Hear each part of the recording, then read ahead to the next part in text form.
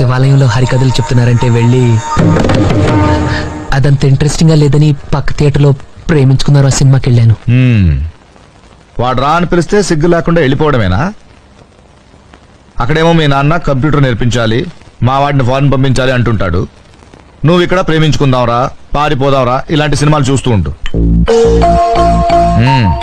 ఇంతకీ ఏమొచ్చు మనకి? ఈతొచ్చు సార్.